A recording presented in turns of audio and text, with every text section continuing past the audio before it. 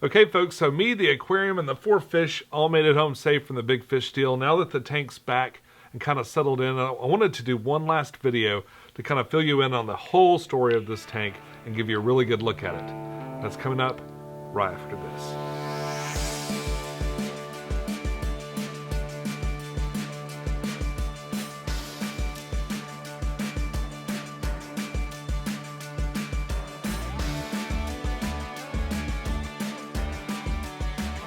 Hey YouTube, this is pecktec, and I cannot believe that this project is finished.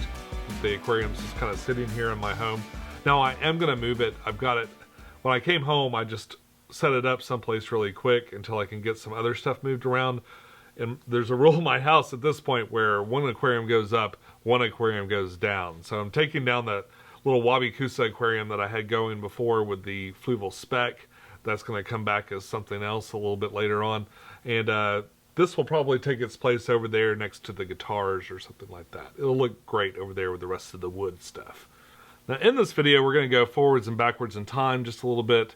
I want to share with you different aspects and stuff that I didn't share before on how this came together and how it works. If you've been following my channel for a while, I guess 2014, I think it was, I did a video where I talked about building this steampunk aquarium, and I had got kind of hooked on this concept. First with this bio-orb ball that I converted to be kind of an automatic water changer, and then this kind of aquaponics system that kind of was something else I wanted to go for. Later last year, when I discovered Wabi-Kusa balls, the idea started coming back to me that I could do that kind of aquaponics-ish filter system. I really loved the idea about the Wabi-Kusa balls, and I thought that fit in perfectly with this kind of scenario. And once I discovered terrariums would fit on the frames of these tanks, then kind of sparked the idea even further. I had always had the idea of putting a skin around the aquarium. I knew that I didn't want to maybe make it entirely out of wood. I want it to just kind of fit over the top. And not just because my craftsmanship, especially at the time, was a little sketchy, but because I could decorate it. I could add all these things. I could just nail things to it and kind of add the accoutrement. Things like the sprayer holder, the nameplate, and this thing here. So to add stuff like that, I didn't want to make it waterproof because that would just kind of add to the complexity of that. So I got the idea of just kind of doing like a Kleenex box. I think I actually was looking at a steampunk Kleenex box someplace, and the idea was just to take a thin piece of wood and kind of make a box out of it to fit on top of the aquarium with some portholes and some other things. And I had already had portholes and other stuff like that picked out. So when I was thinking about woodworking and knowing that I really didn't have the tools for it, I decided to go to the best woodworking person that I knew, and that's Uncle Steve. Uncle Steve has a shop, and he very graciously helped me out for about 8 or 9 hours one Saturday when we put this together. So the story goes like this. I show up with a piece of plywood, and it's, I guess, kind of lame. And he says, no, I've got these cherry planks. Would you like to have it planked, kind of like a porch or something? And I said, well, yeah, that might look really cool. And then he said, well, what we're going to do is we're going to cut splines in. Now what a spline is he took the board and we cut off just a small amount and we sanded it all down. There were grooves all through here. The spline goes into the grooves and they fit together, and they're just kind of hammered together. So although I helped on every aspect of the build, Uncle Steve is the real hero here. He made this box look really, really awesome. And we had a lot of fun. Well, I had a lot of fun putting it together. I think he did too. So I spent a lot of time shopping. Even the stand that I have here, this little simple table, I was at tons of antique stores just kind of looking at different things. I'd pulled a bunch of stuff to decorate this tank, but it ended up looking so nice, I kind of got really scared to attach much to it. So I kept everything really, really simple. The portholes go on. These things on the side actually hold this box together, the outside of this box together, and they're just pieces of steel. We bought a piece of, I guess it's like 8 feet long, and then we just cut the sections out.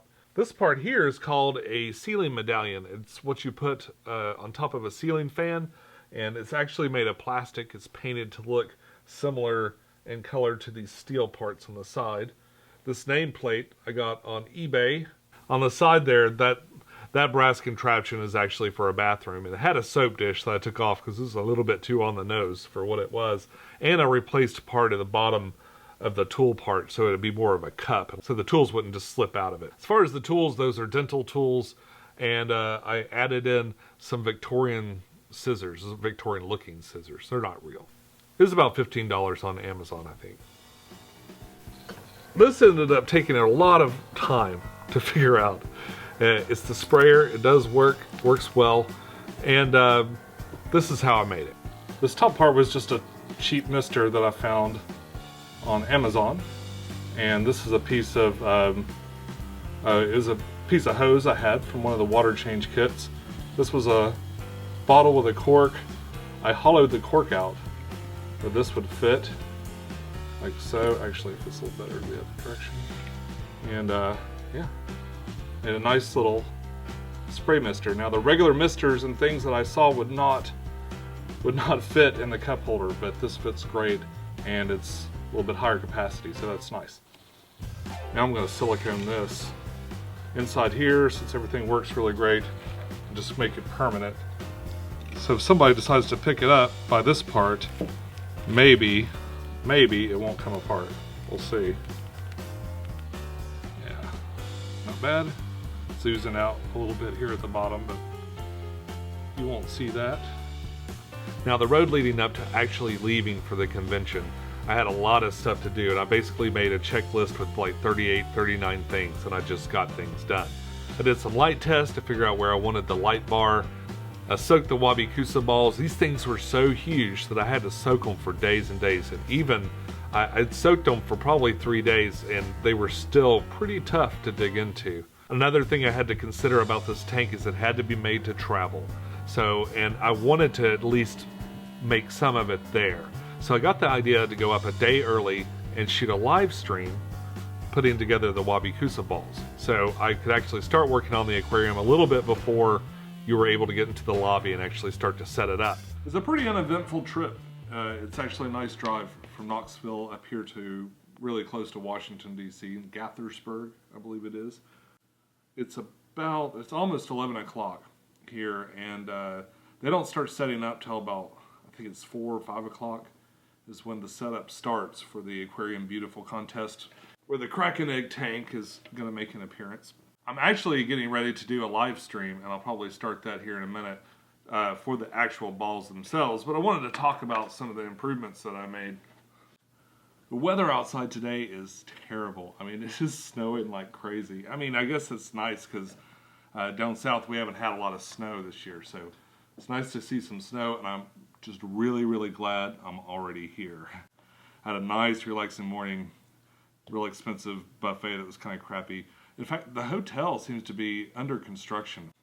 I guess it's good right before the contest that the whole lobby is basically emptied out. But it looked like they were redoing the floor, and there's a whole bunch of spaces and areas that are kind of under construction today. Now they say their dining area and everything are going to be normal tomorrow, so maybe they're kind of wrapping some stuff up, but I was surprised when I came in last night and saw that the whole downstairs lobby was sort of under construction. This is the first time I've ever set up a tank at a show, and I really could only guess at what I needed to bring for this sort of thing. So I sort of brought everything, everything I could think of. I've got the chlorinator. I'm using Aqualife Complete. I brought Seachem Stability to kind of help the tank cycle up a little bit. It's kind of bright right there, isn't it? I brought this Continuum Chloraviv. This is a clarifier, Clarion, just in case it gets a little murky in there. For the tools that fit on the side of the aquarium over there, I bought a set of dental tools, and it came with all kinds of stuff, but some stuff that really seemed like it would be useful in Wabi-Kusa. It was only like, I want to say it's maybe $11, maybe $15, something like that. Some extra dragonstone that I'm going to use actually in the top here, in the Wabi-Kusa area. I also bought some of this, and these are those top fin plants that you get at PetSmart and stuff. Now these have already been out of the water for a while, so maybe it won't shock them when I stick them in a Wabi-Kusa ball. The growth I really want is going to be kind of long term, so it'll be like whatever comes after this. But for the weekend, I want it to look kind of nice, like it's been growing for a while, so I think that maybe this will help. I've got some temple, and I got some peacock fern, which is supposed to be in terrariums. This is actually not a submersible plant. If you ever go to buy one of these, an important area to look is right down here at the bottom. It'll either say for tropical aquariums, or it'll say fully submersible. Brought some bags, I brought my balls. A little bit of Kimmy Pure Blue sample. Brought a bucket, brought a hose, brought a towel. Sorry, Tinkerbell. One thing I really need to do that I should have done before I left, but didn't have a chance because I had just attached these rocks right to the bottom here of the Wabi-Kusa filter. And just to hide that white line that goes across, there's a white bottom on this. You can see it here. You won't see it normally because there'll be wood in front of this, but on this side you can see it through the portholes and stuff. But I attached them with silicone, which meant that I had to wait 48 hours before I put water anywhere on it, and I didn't really get to test the filter with stuff in it. Now I've tested it empty, but I haven't tested it with things in here. Now while there's gravity there to take the water down, I'm sure it will do fine. What will happen when the water gets to a more equal level? It's like there's a fair amount of murkiness to the water. Not surprised. Probably good. I'm going to do this and drain it. Maybe that'll help a little bit, keeping this from being all cloudy. I'm going to go ahead and overfill this a little bit too and see what those holes do.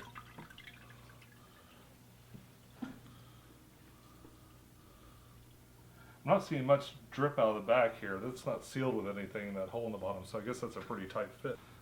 Okay, so I've got it almost all the way filled up with water. Not quite to the top. I left a little bit of room here so gravity can kind of do its thing. And let it go down. So now it's time for the moment of truth. Alright, here we go.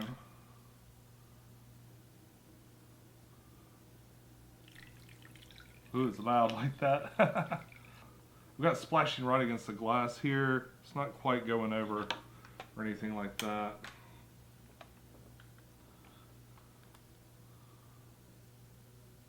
And the water seems to be doing all right.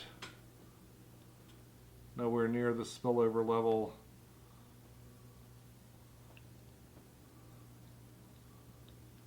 And it's just going right down in here. Very cool. Very cool. Now what I'm going to do is I'm going to let it run for a little bit, and hopefully some of this haze will point out where the flow is. Maybe I can get a good idea of what the flow is actually like in there. That flow rate could be important to determining whatever I put in here next. So I'm going to let this run for a little while, then we're going to shoot that Wabi-Kusa video, and then we'll be ready to set this up for real downstairs. I can't believe I put off testing this filter until I got here. You know, I thought I was going to learn a really hard lesson, but I learned nothing. Now I shot a live stream of this setup, and you can watch it. It's pretty long. It's about 45 minutes. Basically, with a Wabi-Kusa ball, it's a ball of dirt. So you bore a hole, and you take your stem plants, and you just kind of get them in there the best you can, and then you pinch them until they kind of stay in the place that you want.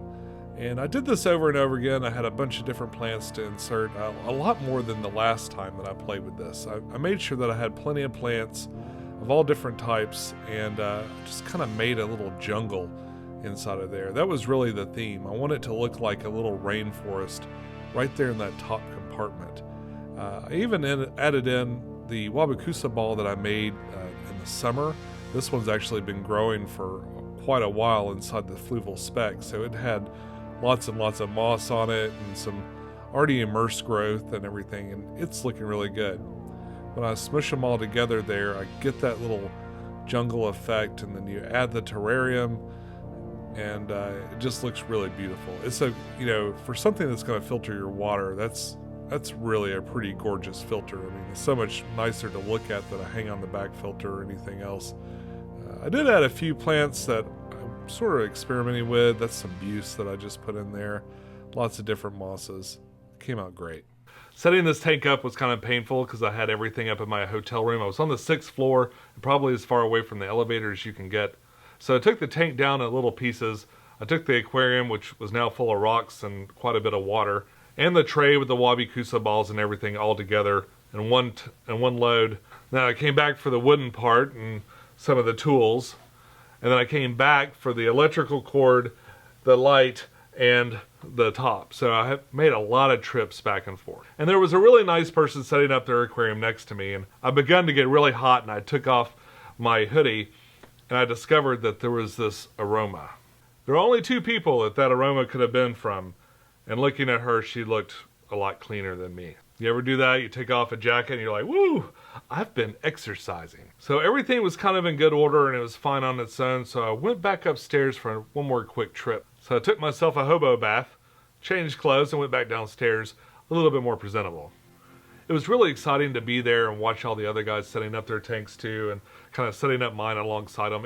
It made it a lot of fun. It was a really, really fun activity. A lot more fun than I thought it would be to do away from home.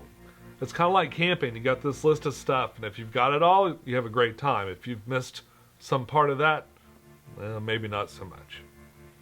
And I love seeing a bunch of my friends from last year and a bunch of people that I know and respect there setting up their tanks. I thought that was really awesome.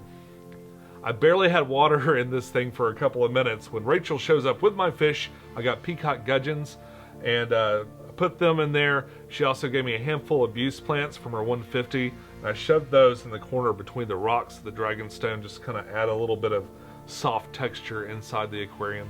And it came out really, really nice. I was really happy with it.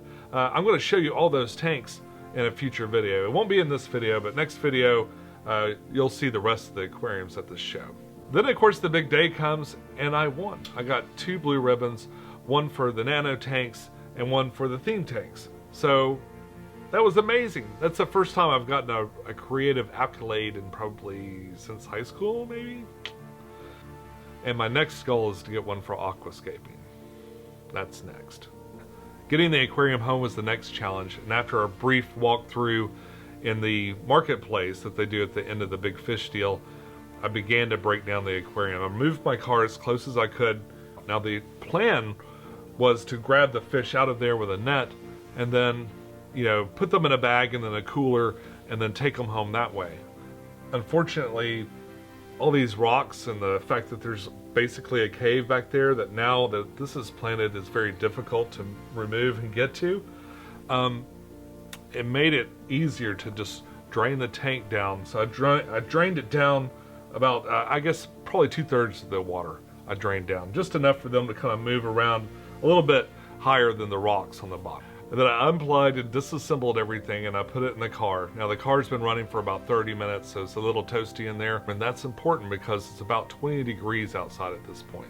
And running back and forth, I'm starting to get all sweaty again. And I go outside and the sweat freezes and it's terribly uncomfortable. And again, the original idea was to take it home with this on top, but this ended up being better put somewhere else. So I just put this back on top of the Wabi-Kusas and listen to it rattle all the way home. And the lid fits on here pretty fine without this box around it. So I put both of those things on, I closed the door up, wrapped some towels around the aquarium, which I knew would probably do very little, and kept the car really, really warm all the way home. And when I got home, after an 8-hour drive, I made several trips up and down my stairs to set this tank up so we could shoot this now. But I've got one more weird story for this aquarium. Okay, so I set it up, and the very next day I'm checking on the fish, you know, and I put a little bit of food in there, and I lean down and I look, and I know that I bought 4 gudgeons, but I only see 3. And it's like I've been only seeing 3 quite a while. Like most of the times I look in there, I can only see like 3 of them. Well, I look higher and I look up in the corner just above or just below where the drain is out of the Wabi-Kusa filter, and I see this one of them just swimming like crazy. He's trying to get out, but he sees the rest of his buddies through the plexiglass, and he doesn't understand why he can't get there, and he's just flipping out up there underneath inside of the filter. So I had to completely dismantle the entire Wabi-Kusa filter. I pulled this off and I took all the plants out one by one, coaxed the little guy out from underneath the plastic part, and scooped him and put him in there. Peacock gudgeons love caves, and I've got this really long tube that goes down out of the drain. And what I think he did is he just swam straight up that and Nemo'd into the filter. But peacock gudgeons love tubes and stuff like that. Since that happened, I've thrown a whole bunch of other ones in there. I threw them in the dark areas back there where they can get in and do their thing, their gudgeon thing. One cool thing about this tank is it's super, super quiet. And with the drain situated the way it is, even when I drain it down to here, you never hear any water splashing or anything like that. And I think it makes the flow kind of nice and calm. So if I am eventually able to catch the gudgeons out of here, what I might do is put a betta in here. It's got a really nice slow water flow that I think he'll enjoy. Okay, so next week's video is going to be all about the big fish deal. I'm going to cover the Aquarium Beautiful contest, the kids contest, and we'll talk about all the stuff that I saw going on there. Until then, follow your bliss, keep a clean tank, and I'll see you soon. Bye-bye.